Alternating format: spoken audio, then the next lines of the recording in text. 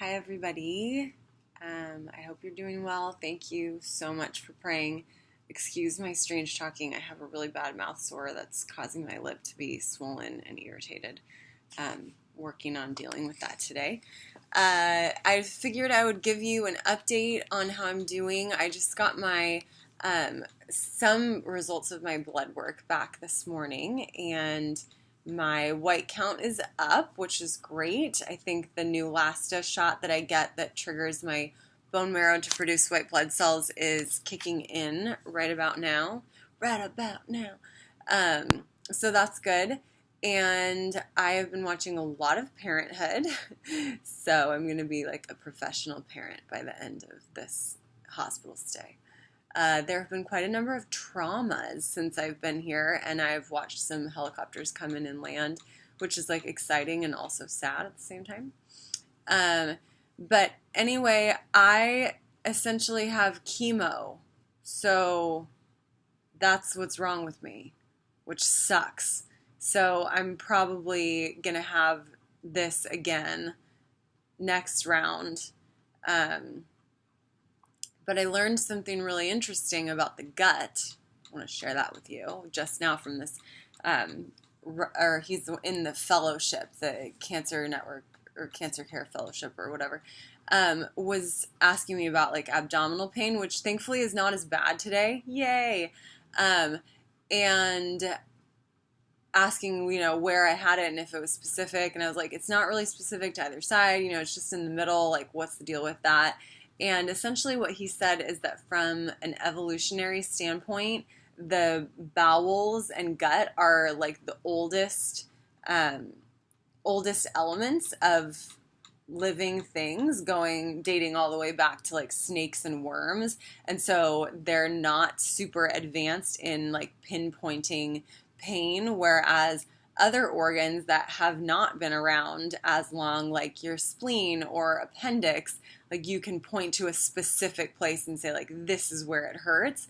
And with like inflammation in the bowels, you can't do that because they're not as advanced kind of in their function, which is just so interesting to me. So yeah, I was asking all kinds of questions because I'm just a little sponge of wanting to learn right now. And also they put me on a probiotic called Florastor, and it's compatible with antibiotics, which is really interesting because most aren't. Most are like counteractive to antibiotics because they're bacteria based, and antibiotics kill all the good and bad bacteria. But Florastor is a yeast-based probiotic, so it is resistant to traditional antibiotics. So you can take it while taking even high-dose antibiotics like what I have right there, and it doesn't get wiped out. So if there's anything left over, like if you were using just an antibiotic and it wipes everything out, and then there are like a couple little spores left over that hatch, then they're hatching in like a totally vacant area. It can just run rampant. But with the yeast-based probiotic, if there were still spores that hatched, those probiotic flora would be able to attack the bad cells because they didn't get wiped out by antibiotics. So that's pretty cool. I'm definitely going to need to buy some of those. People are like swearing by them on Amazon, which is awesome. Yeah, so they've got me taking that, and I'm hoping to be able to go home definitely tomorrow, maybe today. We have to do a little bit more blood work and make sure my levels are coming back up, but they're going in a good direction, so that is a good thing. Mentally and emotionally, I'm doing a lot better yesterday and today than I was before. I was feeling really, really frustrated and discouraged that I have had to deal with GI issues for the last 10 years, and I'm not in the clear for that yet, and that just sucks a lot. So I have had a few little meltdowns of just whining and just needing to let it all out of like the things that suck and that hurt and that are frustrating to me, and then I don't stay there because it's not productive and I don't want to feel that way all the time. So Yeah, just have had quite a number of times in this hospital stay of feeling discouraged and frustrated. And I really appreciate all of your prayers so much because I need them really bad. And I was thinking about this earlier today, like saying, oh, I need your prayers is like, I don't need your prayers.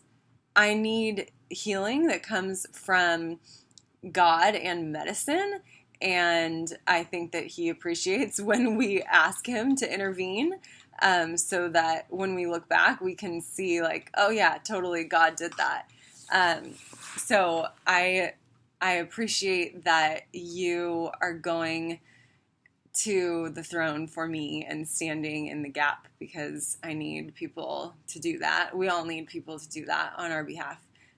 So I appreciate that a lot.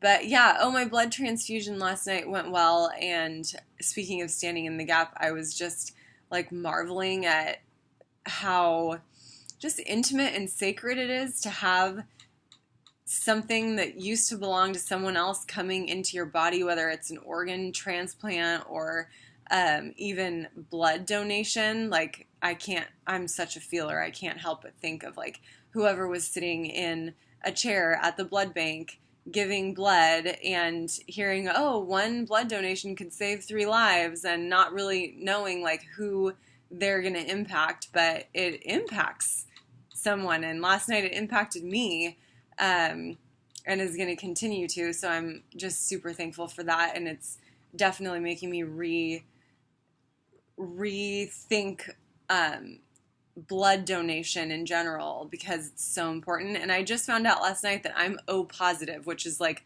almost the universal giver, which is great because people need blood, and I have the kind of blood that a lot of people can take. So once I'm healthy and have a lot of other things under control, then I can do that. But anyway, yeah, just wanted to check in, tell you guys I'm doing better, needing this lip thing to go away because it's really uncomfortable. But yeah, I'm being well taken care of, and I'm thankful for that. And I'm watching a lot of Parenthood, so I'm thankful for Netflix.